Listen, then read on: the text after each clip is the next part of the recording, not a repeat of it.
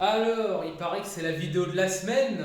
Bon, alors toujours sans script, hein, j'aime bien la formule. On va parler d'une trouille que je comprends tout à fait encore une fois, qui ronge beaucoup de gens qui veulent partir en Pologne, en Russie, je sais pas moi, en Finlande, dans les pays, peu importe. C'est comment je bosse.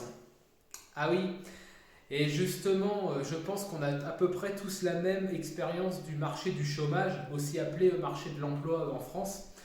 Et là aujourd'hui, on va parler d'une race très particulière qu'on appelle les employeurs français et puis le marché du chômage en France. C'est une vidéo que je vais vous demander de partager à fond aux gens de chez nous. On est sur YouTube, on ne peut pas en dire plus, vous comprenez de qui je veux parler. Parce qu'en fait, c'est un bon dématrixage de beaucoup de préjugés qu'on pourrait avoir, je pense. Alors, vous vous rappelez, des fois, bon, on va se prendre une petite situation. Vous êtes dans un magasin, vous faites vos courses, voilà. Vous êtes plutôt de bonne humeur, voilà. Vous vous dites, tiens, je vais me préparer un petit truc vachement sympa. Vous êtes dans les rayons comme ça, et d'un coup, vous entendez comme ça. Et en fait, vous dites, c'est quoi? C'est un alien E.T. A redébarqué sur Terre. Comment ça se passe? Non, pas du tout. C'est un sale gamin de merde qui fait son cinéma. Je sais pas si vous étiez ce genre de gamin. Moi, je sais que parfois, ça m'arrivait de l'être, mais bon, je me faisais recadrer comme il faut par maman et par papa quand c'était lui qui était là, vous voyez. Euh, qui fait son cinéma. Et on voit maman qui cède à tous les caprices, hein, parce qu'en fait, elle veut pas d'esclandre, maman. Elle ne veut pas de scandale. Alors du coup, le gamin, il veut un sneakers. Ah bah maman, elle achète un sneakers. Le gamin, il veut le Kinder Surprise. Ah maman, elle achète le Kinder Surprise. Et il commence vraiment à criser. Ah, le gamin, il veut des lasagnes. Maman, elle dit non, non, maman, non, aujourd'hui, on t'a dit, on mange des haricots avec du poulet. Et là, le gamin, il se roule par terre. Maman, elle prend des lasagnes. Et bien, ce genre de petits gamins de merde, en fait, ça donne plus tard les employeurs en France, en fait. Vous voyez? Alors, ça donne quoi ce genre de personnes? Ben, en fait, pourquoi les gens ont un a priori sur le marché en fait, de l'emploi? En fait, ça existe qu'en France, ce genre de choses. À l'étranger. Ben, en fait, j'aime bien le petit suspense que ça. Le gars, il dit en fait, mais il boit une gorgée d'eau pour mettre tout le monde en attente. Ah bah en fait, c'est très simple. Ils ont ce qu'on appelle le complexe de l'Instagrammeuse 11 sur 10. Vous voyez de qui je veux parler? De la gonzesse 18 balais qui a des machins comme ça et tout. Enfin, je veux dire, c'est la, je peux pas employer des mots trop méchants sur YouTube, mais vous voyez un peu de quel type de nana je veux parler. Bah, en fait, les employeurs sont comme ça et du coup, ils ont les mêmes comportements de petits enfants pourri gâtés qu'on trop le choix et ils vont vous mépriser à tout bout de champ quand vous voudrez chercher du boulot. Mettez dans les commentaires vos pires expériences pendant des recrutements, pendant même que vous bossiez en France. Pas forcément. Pas forcément donc dès que vous avez commencé on va dire dès que vous étiez intégré dans l'équipe, mais quand vous avez commencé à bosser les petits tests de merde, vous savez que les employeurs font en France. Il n'y a qu'en France où ça existe ce genre de choses d'ailleurs, ça je précise aussi, hein. Vous savez, les questions pièges pendant les entretiens d'embauche, ça n'existe qu'en France. Ça, j'insiste vraiment là-dessus. Alors, qu'est-ce qui fait qu'ils sont comme ça? Ben, en fait, c'est une vieille loi qui s'appelle la loi de l'offre et de la demande, tout simplement. En France, il y a beaucoup plus de gens qui cherchent du boulot que de gens qui emploient. Donc, en fait, ils sont là. Vous voyez? Ils sont là, ils vous scrutent là, comme ça, de leur piédestal.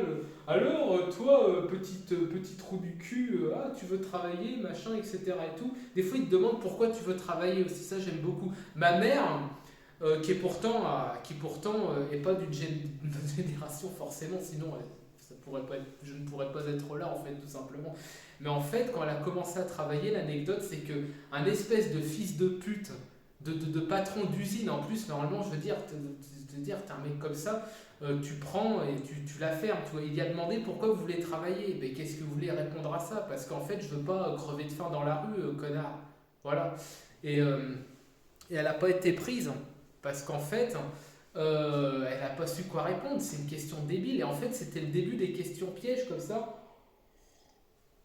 qui maintenant sont généralisées. Ils sont tout puissants. Ils savent qu'ils ont vraiment du pouvoir sur vous. Et en fait, il faut comprendre une chose. Pourquoi ils sont comme ça? Pourquoi les employeurs sont comme ça? Pas parce que c'est des FDP. Pas du tout. C'est pas pour ça. C'est parce qu'en gros, ils veulent pas prendre de risques à, on va dire, employer quelqu'un de mauvais ou de pas assez qualifié, etc. Parce qu'en gros, ça lui coûterait très cher en charge, etc. Parce qu'il faut aussi comprendre, c'est pas un clash contre les employeurs, les entrepreneurs et tout que je fais pas du tout. C'est simplement un constat réel de beaucoup de gens comme nous qui avons cherché du boulot en France et qui se sont pris les pires vestons dans la tronche qu'on puisse imaginer. Et moi, je vais vous raconter notamment une anecdote qui m'est arrivée. C'est possible de faire 900 km aller-retour en voiture et qu'on vous refuse un job. Oui, ça m'est arrivé, ça, par exemple. Mais bon, je reviendrai plus en détail sur cette expérience-là plus tard, on va dire. Mais ce qu'il faut que vous compreniez, c'est également une chose très importante. Il n'y a que en France où il y a un intermédiaire entre l'employeur et vous. Pôle emploi, toutes ces merdes-là, en fait, hein, on va dire. Ça, c'est un intermédiaire. Pôle emploi sont des intermédiaires. Les gens, il faut que vous compreniez quelque chose, c'est que quand vous mettez votre CV chez Pôle emploi, il est retrifouillé un peu pour qu'ensuite ça tombe directement dans les bonnes cases du potentiel employeur. C'est-à-dire que votre CV que vous avez bien fait, vous leur envoyez, mais eux ils le retrifouillent, ils l'envoient et c'est pour ça qu'en fait vous n'avez jamais d'autres jobs, hein. C'est pour ceux qui se posent des questions. Et aussi parce que vous êtes mis en concurrence avec des nouveaux Français qu'on peut payer moins cher que vous. Parce que vous n'avez pas les mêmes standards de vie, vous êtes, voilà, vous êtes français, blanc, voilà, vous attendez un certain standing et c'est normal, hein, on n'est pas de la merde. Eux ils s'en foutent, ce qu'ils veulent c'est d'abord profiter et ensuite on va dire contre-coloniser quoi. Donc il faut vraiment voir ça, il faut vraiment avoir ça en tête, que ce côté-là, justement, de l'intermédiaire entre l'employeur et vous joue un rôle important. Et ça, on l'oublie complètement quand on commence à chercher un boulot en Pologne, en Russie, en Finlande, en Allemagne, les gars. L'Allemagne, c'est à 800 bornes, ça dépend où vous êtes en France. Si vous êtes à Paris, c'est peut-être à 600 bornes. Si vous êtes dans le sud, c'est plutôt à 1000. Mais bon, on va dire, c'est pas la lune, quoi. C'est juste à côté. Déjà, pour ceux qui veulent travailler en Allemagne, il y a beaucoup de sites. Je pense notamment au site Athena, Jubel. Ces sites-là mettent directement, c'est l'employeur qui marque son annonce et qui attend votre CV. Quand vous êtes sur Messenger à raconter des conneries avec vos potes ou à votre famille ou quoi que ce soit, vous savez ce que vous faites. Vous tapez le message, vous avez la petite flèche, hop, envoyé. Hop, votre frère ou votre meilleur pote, il reçoit son message. Bah, en fait, je vous le donne en mille. Postuler sur Jubel, bah, c'est ça en fait. Vous avez, c'est pas une blague, hein. Essayez après. Vous coupez la vidéo et vous faites ce que je viens de vous dire. Vous allez sur Jubel, vous cherchez un job qui est plus ou moins en adéquation avec ce que vous attendez. Par exemple, vous parlez allemand, vous parlez, je sais pas moi, russe, vous parlez finnois, vous parlez norvégien, suédois, enfin une langue un peu comme ça. Et vous avez des bases, même des basounettes, je sais pas moi, dans les marchés financiers. Tac. Oh, tiens, il est bien ce job. Merde, comment je postule? T'as enregistré ton CV qui pète sa mère sur une petite carte USB. Tu mets ta petite carte USB, hop, télécharger un fichier, copier-coller, tac. Et voilà, c'est comme si tu avais envoyé un message à ton meilleur pote. Sauf que c'est potentiellement la première clé de ta future expatriation, ma gueule. Et ça, c'est très important. Il faut comprendre que toutes les galères que vous avez traversées en France pour avoir un job, des fois, attendre des droits au chômage de merde, en plus, bon, voilà. Pôle emploi ne sert pas à trouver un emploi. J'ai jamais bossé grâce à Pôle emploi. Jamais. Jamais. Toujours au bouche à oreille. Mon premier job où j'ai enseigné en France, c'était ma mère qui était amie, enfin amie on va dire, c'était une connaissance vite fait d'une enseignante qui bossait dans le lycée où j'allais être pris, qui lui a dit, il manque quelqu'un pour enseigner l'allemand et tout, ça pourrait être cool que tiens, ton fils qui vient de finir sa licence, son master, tac, et hop, j'ai commencé à enseigner là-bas. Quand j'ai appris à enseigner l'autre année suivante, c'est pareil, c'était au bouche à oreille, en ayant eu vent d'une place qui s'était libérée. Et hop, tu t'engouffres dans la brèche. En France, il faut s'engouffrer dans les brèches quand c'est comme ça. Hop, vous entendez qu'il y a un job qui est fini, vous allez voir le patron directement. Ok, passez un boss comme ci, comme ça, tati tata. Parce que si le gars, il poste une annonce, il attend, il va tout de suite préparer ses questions pièges pour bien pouvoir vous mettre une misère, quoi. Ça, c'est très important. Ça, c'est la première chose. Ensuite, qu'est-ce qui va se passer quand vous commencerez quand vous commencerez, mettons, l'entretien? Ces espèces de fils de... Je suis désolé, bon, je me suis promis sur YouTube de ne pas être trop vulgaire. Il va y avoir peut-être quelques gros mots dans cette vidéo, mais ces espèces de fils de pute, ils osent vous demander quelles sont vos prétentions salariales en France. Mais parce que tu comptais me payer combien au lance-pierre? Moi j'ai 29 balais maintenant. À l'époque j'en avais 28 quand je cherchais en France. Je prévois juste d'avoir une famille, je prévois juste, etc. C'est-à-dire j'attends plus que le SMIC, ça me paraît évident. Mais déjà si vous commencez à partir sur un truc comme ça, le gars dans sa tête il vous a déjà friendzoné, on va dire ça comme ça, il vous a déjà relégué chez les FDP, les petits enculés ambitieux. Qu'est-ce que j'avais fait moi à ce moment-là? J'y avais dit, alors, moi, j'ai deux solutions. Je décide de redonner une chance à mon pays. C'était quand je revenais d'Ukraine, où mon expérience là-bas avait été comme ci, comme ça, on va dire. Je revenais d'Ukraine et j'ai dit, je vais rebosser en France, pourquoi pas, me faire de la thune bien comme il faut et puis ensuite investir ailleurs. Et ce connard, cette espèce d'enfant de pute, cette raclure de pelle à merde, pour parler vulgairement, me dit « Oh mais vous savez, dans la vie, il ne faut pas être trop prétentieux. » Je le regarde, je lui fais « Mais est-ce que vous pensez que, en fait, vouloir un revenu correct pour plusieurs personnes, c'est être prétentieux, alors que c'est ce que nos anciens faisaient? » Ah oui, mais les temps ont changé. Ouais, en mal. Alors moi, je redonne une chance à mon pays, mais si mon pays ne veut pas de moi, je m'en vais ailleurs, parce que j'ai des opportunités ailleurs. Et là, le gars, il a commencé à friser. Parce qu'il y a aussi un truc qu'il faut que vous compreniez. Tant que vous ne parlez que le français, vous êtes désespérément condamné à la France. C'est une expression qui est très bizarre, condamné à la France. Vous voyez ce que je veux dire ou pas? Vous êtes condamné à rester. Vous ne pouvez pas bouger. Vous parlez que le français, bande de couillons. Il faut parler d'autres langues. L'anglais, c'est un minimum. Moi, je vous conseille allemand-russe. Si vous avez allemand-russe, même un niveau B2, B2, c'est correct, B2. B2, écoutez, moi en allemand, je suis en C2 en allemand. Je suis courant, on va dire, je suis courant en allemand. Russe, bon, je prends le russe, c'est un exemple, je parle pas russe. J'ai des bazounettes, quoi. Quand je rencontre une fille qui est russe, je peux parler en russe avec elle, un peu, voilà, sur certains sujets. Mais je pas assez pour, par exemple, manager une clientèle, vous voyez. En allemand, je peux manager une clientèle. Je suis sur le marché. Je travaille avec des Allemands, des Suisses allemands, des Autrichiens, des Allemands au moment où je vous parle. Donc ça, c'est possible à faire. Ça, c'est la première chose. Plus vous parlerez de langue, plus vous leur ferez peur à ces fils de pute d'employeurs en France parce qu'ils savent que vous avez les moyens de vous barrer de cette dictature bolchevique qu'est la France. Je parle pour ceux qui veulent peut-être encore rester un peu en France. Moi, encore une fois, ma chaîne, elle est axée sur l'expatriation.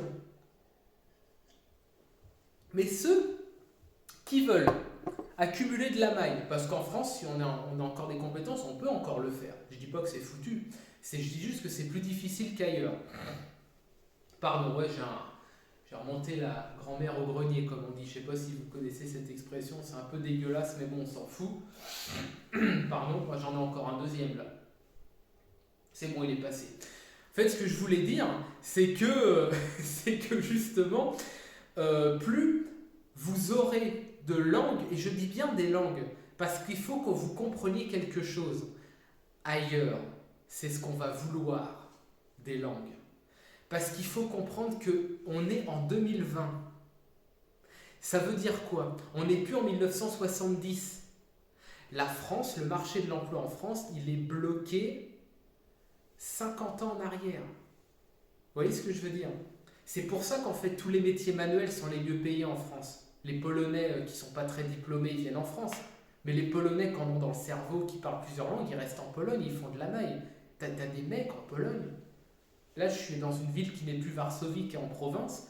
T'as des mecs ici, ils font 4 ou 5 fois ce que je fais par mois, juste parce qu'ils parlent russe, allemand, ils ont été formés au marché financier et tout. Voilà, il faut comprendre ça, on est en 2020. Il y a 2 choses à développer en 2020. Les langues et les compétences en marketing. Et je sais qu'il y a encore beaucoup de bolcheviques mentaux qui disent que c'est des trucs de juifs, etc. et tout. Ça, je vous prévois une vidéo qui va vous botter le cul à ce niveau, parce qu'il va falloir que vous arrêtiez pour le coup d'être des Français. Parce qu'il n'y a qu'en France où on assimile le marketing à des trucs de juifs. C'est qui les meilleurs en marketing? C'est les Américains. C'est des juifs les Américains? Le marketing, soit dit en passant, moderne, c'est pas du tout inventé par les juifs, ça a été inventé par des bons protestants descendants d'Allemands et descendants d'Anglais, etc. Du bon blanc comme on aime, hein. Du bon européen. C'est de chez nous. Hein. C'est vous, avec votre esprit bolchevisé, qui assimilez ça tout de suite à du truc malsain, etc. et tout. Mais en fait, ce qu'il faut développer en 2020, il y a 3 choses en réalité. J'étais un peu vite en besogne. Les langues, le marketing et l'IT, l'informatique. Je ne vous cache pas que ce n'est pas du tout mon domaine. Ça, je suis une bille. Et je compte un peu évoluer un peu à ce niveau-là parce que je suis vraiment extrêmement, mais je dis bien extrêmement mauvais en informatique. Extrêmement mauvais. Et je mets vraiment une queue, mais je veux dire, voilà, c'est risible. Mes connaissances en informatique sont très mauvaises. Mais, par exemple, si vous maîtrisez informatique et russe et anglais et allemand, voilà, là, je veux dire, c'est... Là, en fait, en gros, tu es sur une moissonneuse, tu as un champ, tu es équipé avec des rallonges comme ça, et en fait, le champ, tu te le tartines en 4 heures, quoi, tranquille, quoi. Voilà, se dire, tu es sur un tank, voilà, tu es sur un tank, gehen wir durch, ja, wir gehen durch, mein Pile, voilà, comme ça, toi, direct, c'est sans problème, voilà, faut vraiment comprendre ça. En France, on va toujours, justement, chercher pendant les entretiens d'embauche à vous piéger, à vous tester, vous savez, les petits tests malsains de merde. Vous pouvez être le meilleur mec, et je suis sûr que dans les gens qui me suivent, même ceux qui suivent Daniel, il y a des têtes, j'en suis sûr. Dans mon groupe, il n'y a que des têtes. Dans le groupe, d'ailleurs, que je vous invite à rejoindre, il n'y a que des têtes, et je déconne pas. Des mecs qui vont avoir des diplômes, qui vont peser sa mère la pute à notre époque, là, voilà. Plus des langues. Voilà, c'est tout, ils ont tout ce qu'il faut en fait. Les mecs, ils finissent leurs études, ils ont 22-23 balais, ils vont en Pologne, ils se font les 2000 et quelques nets par mois que je me fais ici. Tranquille, au calme. Voilà. Donc ça, il faut vraiment comprendre ça. Il faut vraiment l'avoir en tête, c'est vachement important. En France, on cherche à vous piéger, on cherche à vous empêcher l'accès à l'emploi. Il faut vraiment le comprendre que tout est fait. Si vous êtes un Français, vous m'avez compris, on va pas vous prendre vous d'abord. On va prendre ceux qui sont... on est sur YouTube, vous m'avez compris, quoi.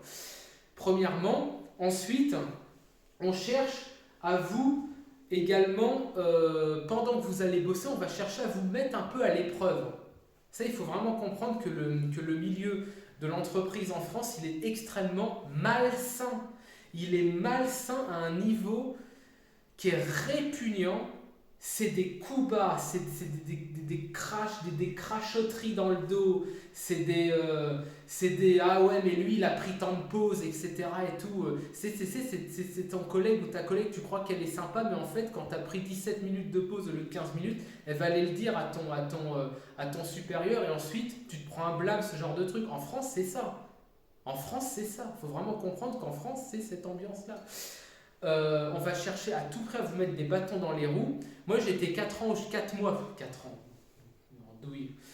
au chômage en France, c'était les 4 mois les plus humiliants de toute ma vie parce que je veux dire, j'ai un tempérament un peu germanique entre guillemets, on va dire ça comme ça, même si je suis poilu comme un plaquiste portugais, bon bref, on s'en fout. J'ai un peu cette mentalité-là où le chômage est une humiliation en fait. J'en chialais, ça m'arrivait de pleurer en fait, d'être au bout du rouleau, d'être au chômage 4 mois. T'en es sur le chômage 2 ans, il me dit ouais, tranquille, ça n'a pas de problème. Quoi. Non, moi j'ai pas pu.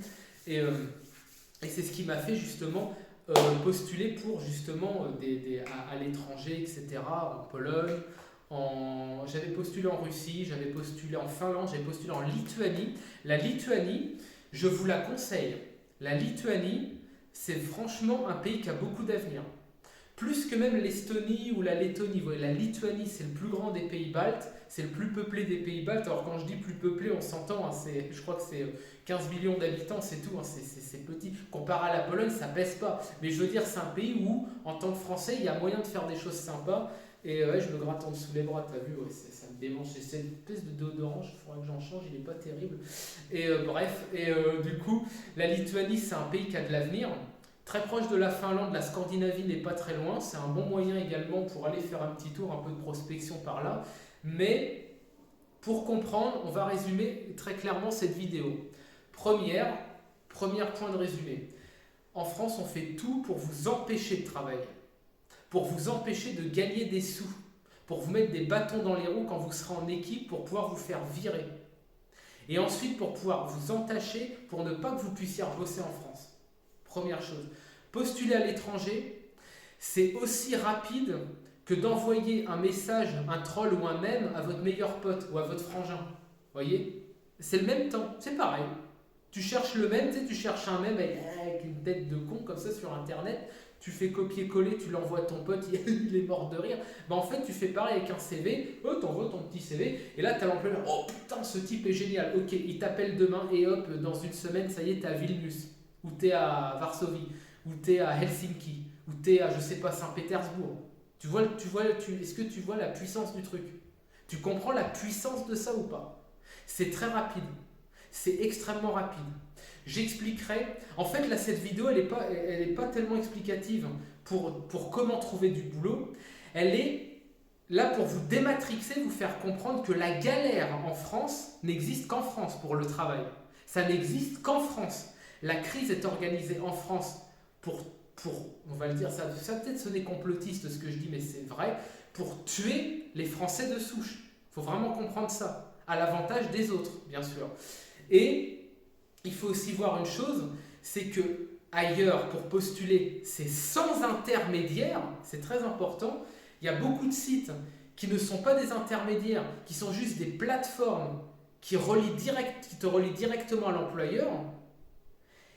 Et un entretien d'embauche pour l'étranger, c'est pas des questions pièges, c'est des vraies questions. C'est des vraies questions. Ils sont pas là pour jouer. Vous voyez, ils sont pas là pour se mettre en valeur, pour jouer.